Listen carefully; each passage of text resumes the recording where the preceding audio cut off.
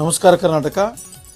ಇದು ಜನರಾಡುವ ಮಾತು, ನಮ್ಮಿಂದಲ್ಲ ಜನರಿಂದ 64ನೇ ಸಂಚಿಕೆಗೆ ತಮ್ಮೆಲ್ಲರಿಗೂ ಸ್ವಾಗತವನ್ನು ಕೋರುತ್ತೇನೆ. ಈ ಸಂಚಿಕೆಯಲ್ಲಿ ರಾಜ್ಯದಲ್ಲಿ ಸರ್ಕಾರಿ ಪ್ರೌಢಶಾಲೆ, ಪ್ರಾಥಮಿಕ ಶಾಲೆ, ಅನುದಾನಿತ ಶಾಲೆಗಳಿಗೆ ರಾಜ್ಯ ಸರ್ಕಾರ ಮಕ್ಕಳಿಗೆ ಮಧ್ಯಾಹ್ನ ಇವರು ಮನೆಗೆ ಹೋಗೋದು ಬೇಡ, ಇವರಿಗೆ ಬಿಸಿ ಊಟ, ಮಧ್ಯಾಹ್ನದ ಊಟವನ್ನು ಬಿಸಿ ಊಟ ರೂಪದಲ್ಲಿ ನಾವೇ ಕೊಡೋಣ ಅಂತಕ್ಕಂಥ ಮಹತ್ತರವಾಗಿರ್ತಕ್ಕಂಥ ವಿಚಾರವನ್ನು ಇಟ್ಟುಕೊಂಡು ಈ ಸರ್ಕಾರ ಆ ಯೋಜನೆ ಜಾರಿಗೆ ತಂದಿದೆ. ಅದರ ಬಗ್ಗೆ ನಮ್ಮ ರಾಜ್ಯದ ಜನರು ಏನು ಮಾತಾಡ್ತಾ ಇದ್ದಾರೆ. ಬಿಸಿಯೂಟ ಎಂದರೆ ಅಧಿಕಾರಿಗಳಿಗೆ, ರಾಜಕಾರಣಿಗಳಿಗೆ ಮೃಷ್ಟಾನ್ನ ಭೋಜನ ಅಂತಕ್ಕಂಥ ಮಾತು ಕೇಳಿಬರ್ತಾ ಇದೆ. ಕೆಲವಷ್ಟು ರಾಜ್ಯದ ಶಾಲೆಗಳನ್ನು ಬಿಟ್ಟರೆ ಪ್ರತಿಶತ 80ರಿಂದ 90ರಷ್ಟು ಶಾಲೆಗಳಲ್ಲಿ ಈ ಬಿಸಿ ಊಟದಲ್ಲಿ ಅವ್ಯವಹಾರ ನಿಖರವಾಗಿ ನಡೀತಾ ಇದೆ. ಇದಕ್ಕೆ ರಾಜಕಾರಣಿಗಳ ಗುಂಪೊಂದು, ಅಧಿಕಾರಿಗಳ ಗುಂಪೊಂದು, ಬ್ರೋಕರ್ಗಳ ಗುಂಪೊಂದು, 3 ಗುಂಪುಗಳಾಗಿ ಈ ಭ್ರಷ್ಟಾಚಾರ ನಡೀತಾ ಇದೆ ಅಂತಕ್ಕಂಥ ಮಾತು ಜನ ಮಾತಾಡ್ತಾ ಇದ್ದಾರೆ. ಹೇಗೆಂದರೆ ಅಕ್ಕಿ ಮಾರಾಟ ಆಗ್ತದೆ, ಬೇಳೆ ಮಾರಾಟ ಆಗ್ತದೆ, ಎಣ್ಣೆ ಮಾರಾಟ ಆಗ್ತದೆ, ಇನ್ನೇನೇನೇನೋ ಮಾರಾಟ ಆಗ್ತದೆ. ಇದು ಬಿಸಿ ಊಟ. ಆದರೂ ಯಾವುದೇ ಈ ರಾಜ್ಯದ ಒಬ್ಬ ಶಾಸಕರು ಕೂಡ ಇದರ ವಿರುದ್ಧ ದನಿ ಎತ್ತಿಲ್ಲ. ಯಾಕೆ? ಇದು ಜನ ಕೇಳೋದು. ಇದು ಬಾಟಮಿಂದ ಟಾಪರ್ಗಿದೆ. ಅಡಿಗೆ ಮಾಡುವವರನ್ನು ಹಿಡಿದುಕೊಂಡು ಮೇಲಿರ್ತಕ್ಕಂಥವರವರೆಗೂ ಕೂಡ ಇದರ ಒಂದು ಪ್ರಸಾದ ಮುಟ್ಟುತ್ತದೆ. ಇದರಲ್ಲಿ ಎಲ್ಲರ ಕಾಣದ ಕೈಗಳು ಕೆಲಸ ಮಾಡಿ ಮಕ್ಕಳ ಬಾಯಿಗೆ ಮಣ್ಣು ಹಾಕಿ ಸಾರ್ವಜನಿಕ ಹಣವನ್ನು ಎತ್ತಿ ಹಾಕಿರುವ ಯೋಜನೆ ಎಂದರೆ ತಪ್ಪಾಗಲಾರದು ಅಂತ ಜನ ಹೇಳ್ತಾ ಇದ್ದಾರೆ, ನಾನಲ್ಲ. ಇದು ಬಿಸಿ ಊಟ ಆಯಿತು.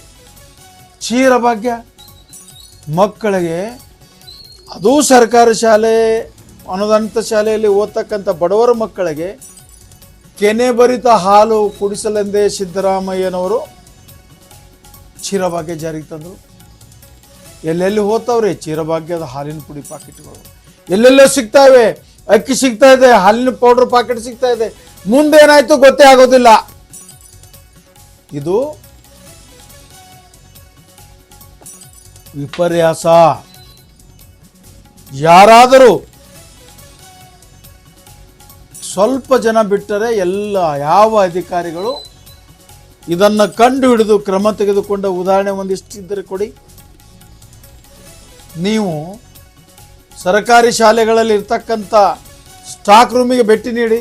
ಅಕ್ಕಿಯ ಪರಿಸ್ಥಿತಿ ಏನು, ಹುಳು ಎಷ್ಟು, ಗೊಂಡಿ ಆಗಿರ್ತಕ್ಕಂಥದ್ದು ಎಷ್ಟು, ಗಲೀಜೆಷ್ಟು, ಅದರ ಮೇಲೆ ಇರ್ತಕ್ಕಂಥ ದುಮ್ಮಣ್ಣೆಷ್ಟು. ಇವರ ಮನೆಯಲ್ಲಿ ಇದೇ ಥರ ಧಾನ್ಯವನ್ನು ನಿರ್ವಹಿಸ್ತಾರೆ, ಇವರು ಇದೇ ಥರ ಅಡಿಗೆಯನ್ನು ಮಾಡ್ತಾರೆ. ನೋಡ್ಬೇಕು ನೀವು. ಕೆಲವೊಂದು ಶಾಲೆಗಳಲ್ಲಿ ಯಾರಾದರೂ ಹಸುನೀಗಿದ್ರೆ, ಸತ್ತು ಹೋಗಿದ್ರೆ ಅಲ್ಲಿ ಇವರಕ್ಕಿಂತಲೂ ಅಡಿಗೆ ಚೆನ್ನಾಗಿ ಮಾಡ್ತಾರೆ, ಶುಭ್ರವಾಗಿರುತ್ತದೆ.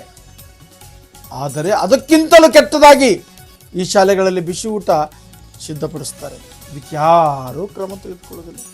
ಯಾಕೆ ಕ್ರಮ ತೆಗೆದುಕೊಳ್ಳೋದಿಲ್ಲ ಅಂದರೆ, ಜನ ಹೇಳುವ ಪ್ರಕಾರ ಕೆಳಗಿನಿಂದ ಮೇಲಿನವರೆಗೆ ಕಳ್ಳೆ ತುಂಬಿಕೊಂಡಿರುವಾಗ ಕೆಲವರನ್ನು ಬಿಟ್ಟರೆ ಎಲ್ಲರೂ ಕಳ್ಳರು ಅಂತ ಹೇಳಕ್ಕೆ ಸಾಧ್ಯವಾಗುವುದಿಲ್ಲ ಅಂತಕ್ಕಂಥ ಮಾತು ಜನ ಹೇಳ್ತಾ ಇದ್ದಾರೆ. ಎಲ್ಲರೂ ಕೂಡಿ ಜನರ ತೆರಿಗೆಯ ಹಣವನ್ನು ತಿನ್ನುವುದರಲ್ಲಿ ನಿಸ್ಸೀಮರಾಗಿದ್ದಾರೆ. ಇದು ಆಯಿತು, ಕ್ಷೀರಭಾಗ್ಯ ಆಯಿತು, ಬಿಸಿ ಊಟ ಆಯಿತು. ಸೌಭಾಗ್ಯಕ್ಕೆ ಕಾನೂನು ಏನಿದ್ರು ಕೂಡ ಗಾಳಿಗೆ ತೂರಿ ಒಬ್ಬ ಏಜೆನ್ಸಿಯನ್ನು ಫಿಕ್ಸ್ ಮಾಡಿ, ಅಥವಾ ತಾವೇ ಶಾಲೆ SDMC ಅವರು ಹೋಗಿ ಅಲ್ಲಿ ಪರ್ಸೆಂಟೇಜ್ ತಗೊಂಡು ಎದಕ್ಕೂ ಬರಲಾರ ಸೂಗಳನ್ನು ಬಹುತೇಕ ಶಾಲೆಗಳಲ್ಲಿ ಕೊಟ್ಟಿದ್ದಾರೆ. ಅದು ನೋಡ್ಬೋದು. ಆನಂತರ ಸಮವಸ್ತ್ರ ದೊಡ್ಡ ಲೆವೆಲ್ ಸ್ಕ್ಯಾಂಡಲ್ ಅದು ಅದೇನೆ. ಜನ ಎಲ್ಲರೂ ತಿಳ್ಕೊಂಡು ಮಾತಾಡ್ತಾರೆ. ಜನರಿಗೆ ಎಲ್ಲ ಗೊತ್ತಾಗ್ತದೆ. ಸುಮ್ಮನೆ ಇರ್ತಾರೆ, ಮಾತಾಡ್ಕೊಳ್ತಾರೆ, ಹೋಗ್ತಾರೆ ಅಷ್ಟೇ. ಆನಂತರ ಮೊಟ್ಟೆ 100 ಮೊಟ್ಟೆ ಕೊಟ್ಟು 300 ಮೊಟ್ಟೆ ಕೊಟ್ಟಿದ್ದೇವೆ ಅಂತ ಲೆಕ್ಕ ಬರೀತಾರಂತೆ. ಬಾಳೆಹಣ್ಣು, ಶೇಂಗಾ ಚಿಕ್ಕಿ ಎಲ್ಲದರಲ್ಲಿಯೂ ಹಗರಣ ಮಾಡುವುದರಲ್ಲಿಯೇ ಕೆಲವು ಶಿಕ್ಷಕರು ಸಮಯ ಕಳೆದು ಊಟ ಮಾಡಿಸುವುದರಲ್ಲಿ, ಹಾಲು ಕುಡಿಸುವುದರಲ್ಲಿ, ತತ್ತಿ ಕೊಡುವುದರಲ್ಲಿ, ಬಾಳೆಹಣ್ಣು ಕೊಡೋದ್ರಲ್ಲಿ ಟೈಮ್ ಕಳೆದು ಶಿಕ್ಷಣ ಯಾವಾಗ ಕೊಡೋರು ನೀವು? ಇದು ಜನ ಕೇಳ್ತಾ ಇರೋದು. ತಪ್ಪಲ್ವಾ? ಸರ್ಕಾರದೇ ತಪ್ಪು. ನೀವು ಯೋಜನೆ ಕೊಡಿ, ಅದಕ್ಕೆ ನಿರ್ವಹಣೆಗೆ ಸಿಬ್ಬಂದಿ ತಗೊಳ್ಳಿ. ಬಿಟ್ರಪ್ಪ ಎಲ್ಲವನ್ನೂ ಶಿಕ್ಷಕರಿಗೆ. ಸರ್ಕಾರಿ ಶಾಲೆಯಲ್ಲಿ ಯಾಕೆ ಜನ ಮುತುವರ್ಜಿಸಿ ಅಲ್ಲಿ ಅಡ್ಮಿಷನ್ ಮಾಡೋದಿಲ್ಲ ಅಂದರೆ ಕಾರಣ ಇದೆ. ಹಾಗಾಗಿ ಈ ಏನು ಬಿಸಿ ಊಟ ಯೋಜನೆ, ಶಾಲಾ ಮಕ್ಕಳಿಗೆ ಕೊಡ್ತಕ್ಕಂಥ ಯೋಜನೆಗಳು ಸರಿಯಾಗಿ ನಡೆಯಬೇಕಾದರೆ ರಾಜಕಾರಣಿಗಳ ಆಡಳಿತದಲ್ಲಿರ್ತಕ್ಕಂಥ ಶಾಸಕರು, ಮಂತ್ರಿಗಳು, ಮೇಲಾಧಿಕಾರಿಗಳ ದಕ್ಷತನ ಬೇಕಾಗ್ತದೆ ಅಂತಕ್ಕಂಥ ಮಾತು ಹೇಳ್ತಾ ಇದ್ದಾರೆ. ಇದೇ ರೀತಿ ಮುಂದುವರೆದರೆ ಈ ರಾಜ್ಯ ಹಾಳಾಗಿ ಹೋಗುವುದರಲ್ಲಿ ಯಾವುದೇ ಸಂದೇಹವಿಲ್ಲ.